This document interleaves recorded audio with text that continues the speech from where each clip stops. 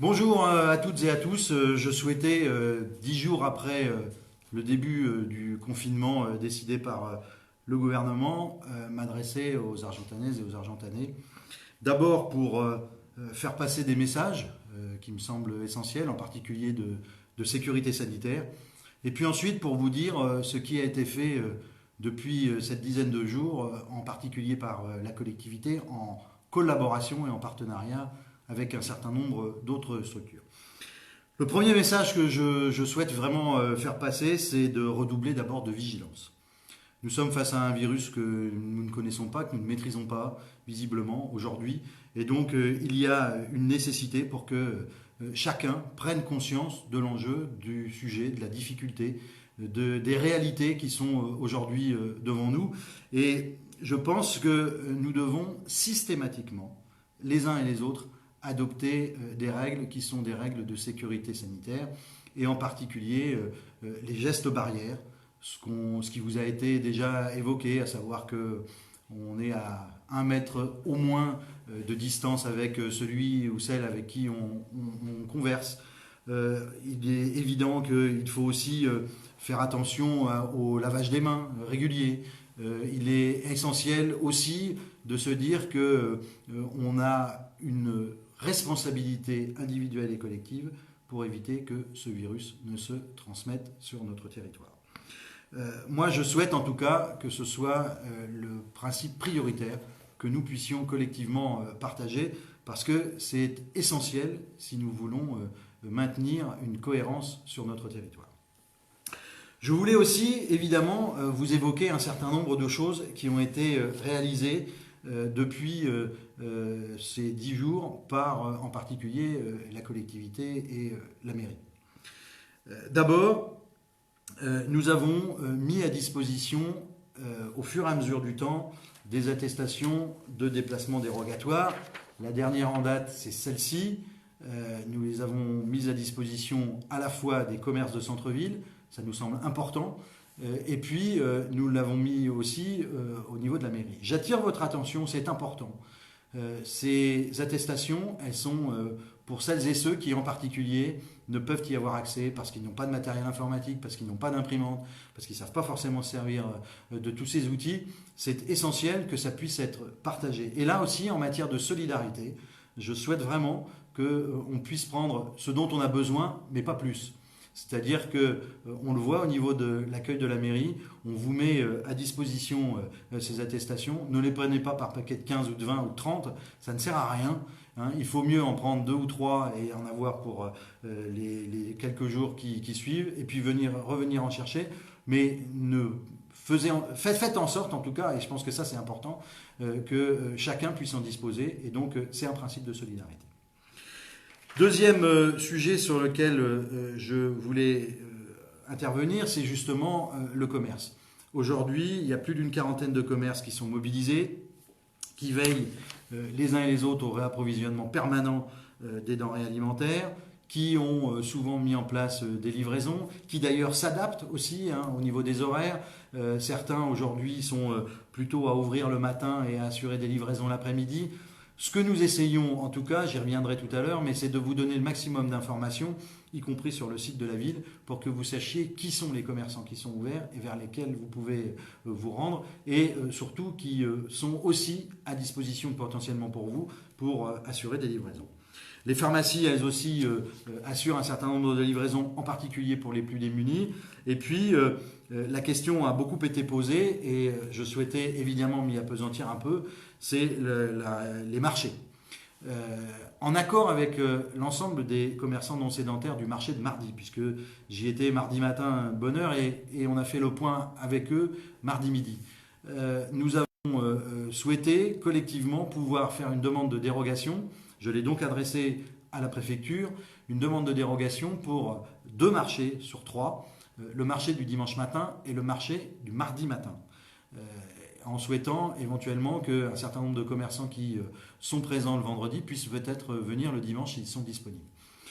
Pourquoi nous l'avons fait ? Nous l'avons fait parce que ça nous semble important de se dire que ces marchés sont aussi une réponse adaptées, en particulier à des personnes qui vivent en centre-ville, parfois des personnes assez âgées, qui ont aussi à proximité avec le marché l'occasion de pouvoir se livrer.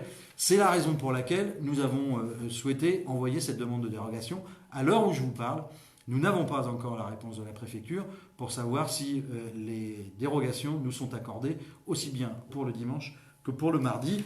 Bien entendu, dès que nous aurons la réponse, nous la mettrons sur le site de la ville et nous essaierons de communiquer le plus largement possible parce que je sais que cette demande sur les marchés est importante.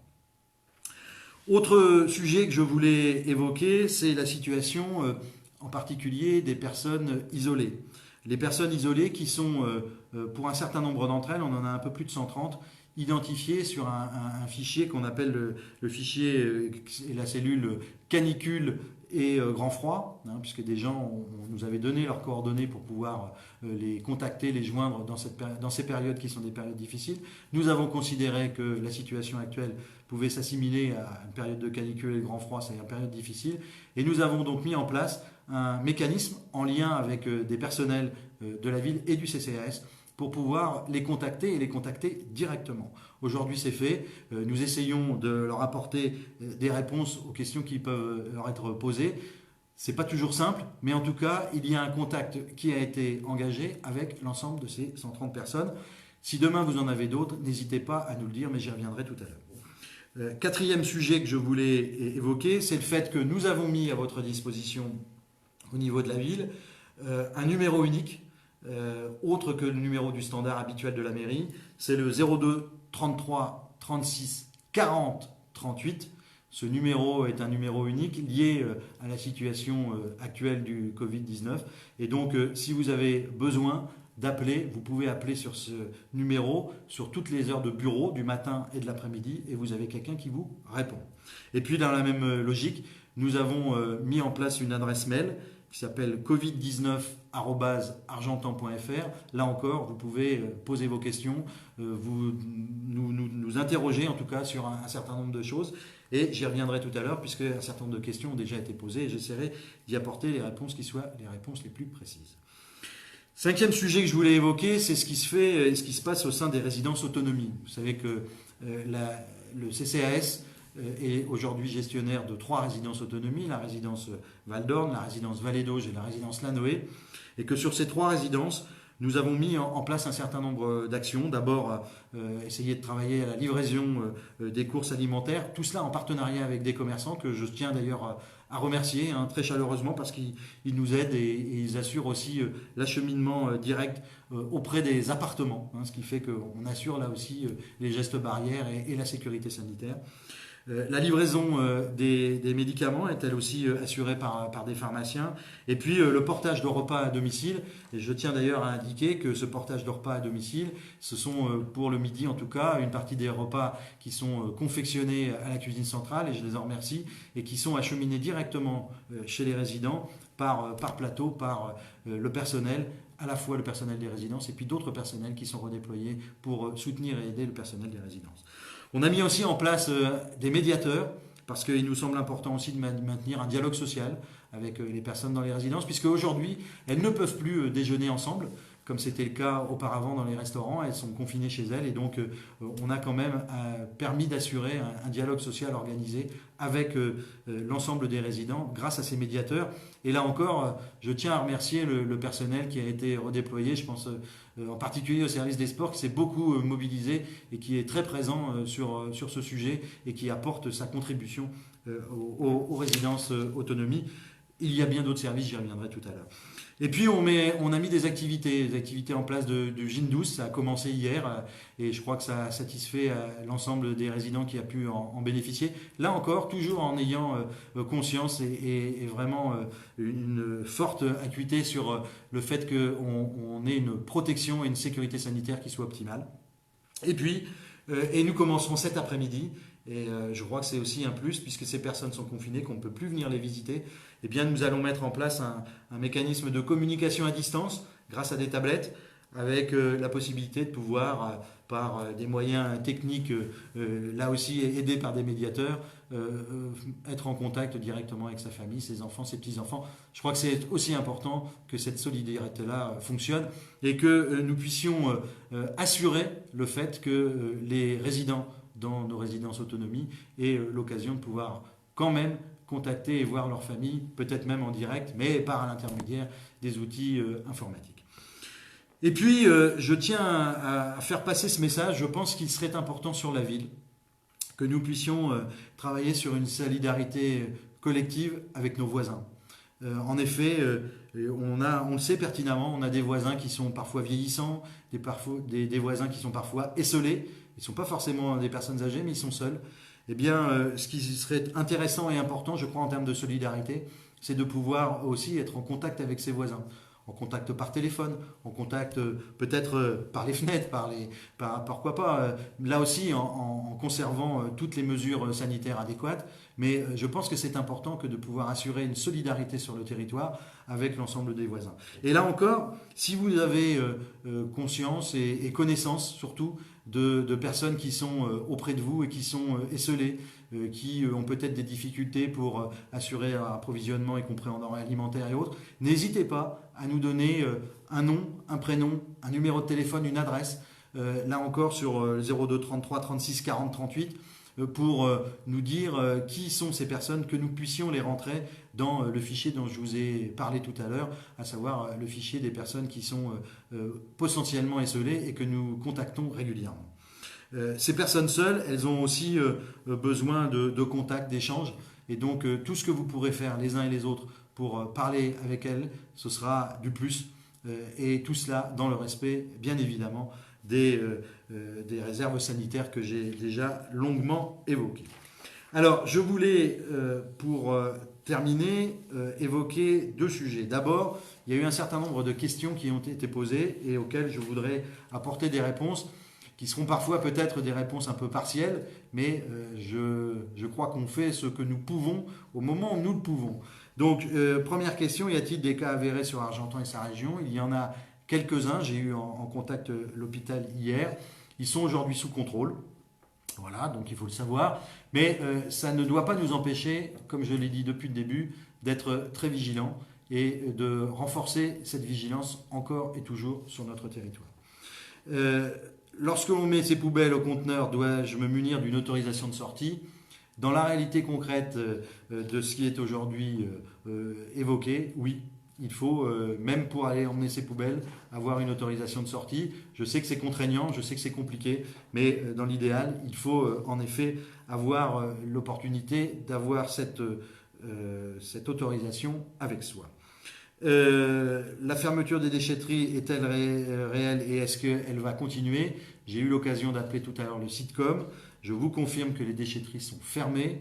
Je vous confirme que ça ne fait pas partie des déplacements qui sont des déplacements autorisés et des déplacements prioritaires. Je vous confirme aussi, puisque la question m'a été posée, que pour les déchets verts, ça ne fait pas partie donc des urgences identifiées par le gouvernement et donc il n'y aura pas sur les quartiers comme c'était le cas auparavant des bennes à déchets verts, je vous le dis, voilà, il faut que les choses soient claires. Donc à situation exceptionnelle, solution exceptionnelle, si en effet vous tondez, vous taillez, vous mettez ça dans un coin de votre jardin pour l'instant et on va attendre que tout revienne dans l'ordre. La question m'a été posée sur les sacs jaunes pour continuer à faire le tri quand on n'en a plus.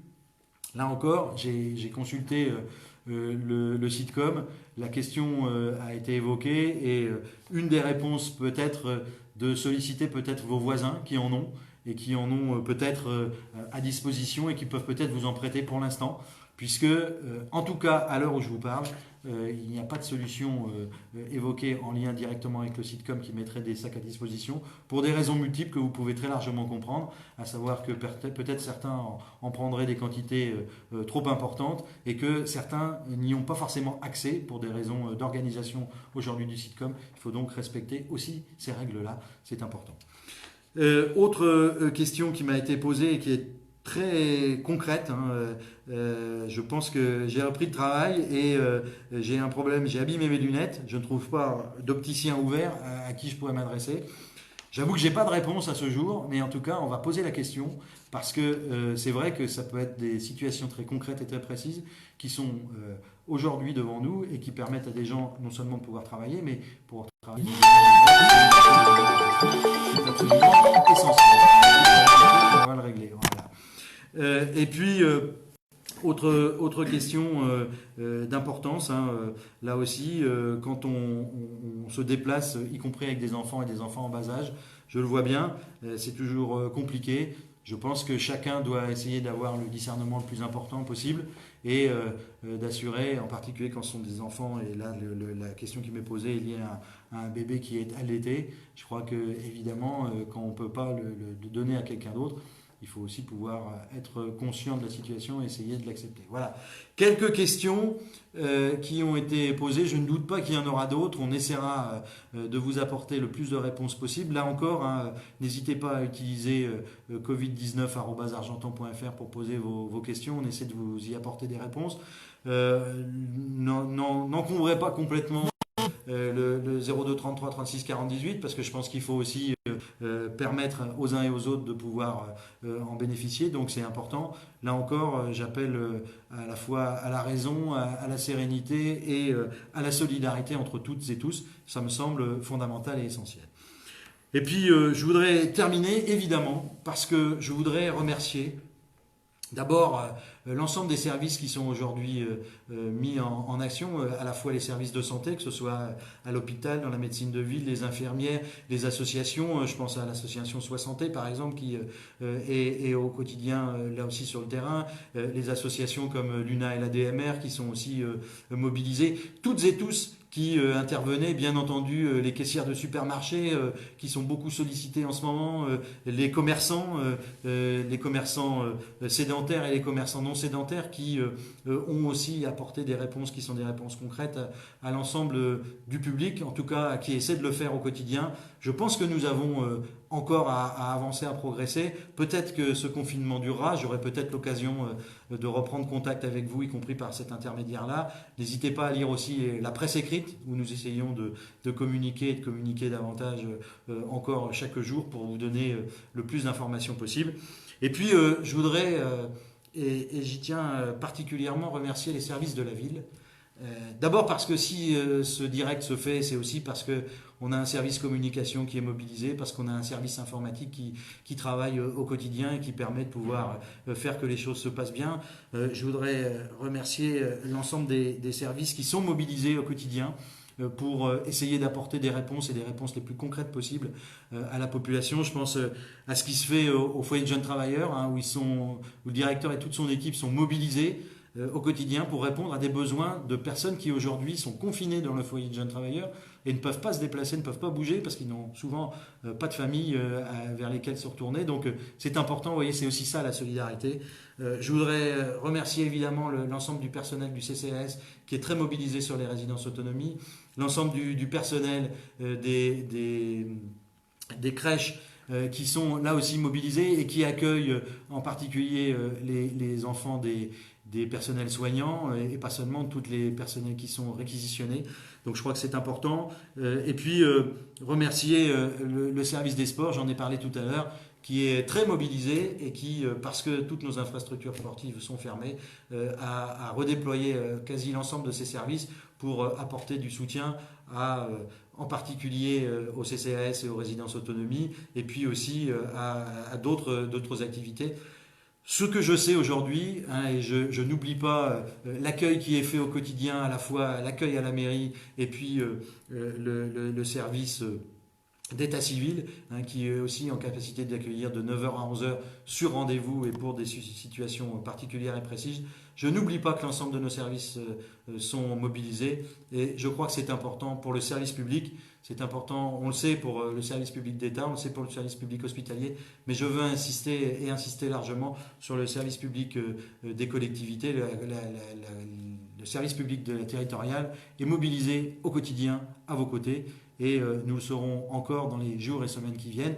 En tout cas, moi je voudrais, et terminer par là, vous remercier à la fois du respect puisque la police municipale, qui elle aussi est très largement mobilisée, me le rappelle au quotidien. Il y a un vrai respect sur le territoire de la ville, sur le confinement, sur voilà, certes des déplacements qui sont des déplacements contraints et limités. Donc je tiens à vous en remercier, c'est important. Et nous devons le faire collectivement, parce que c'est aussi comme ça que nous ferons en sorte de sortir de cette crise et de cette crise sanitaire qui est devant nous.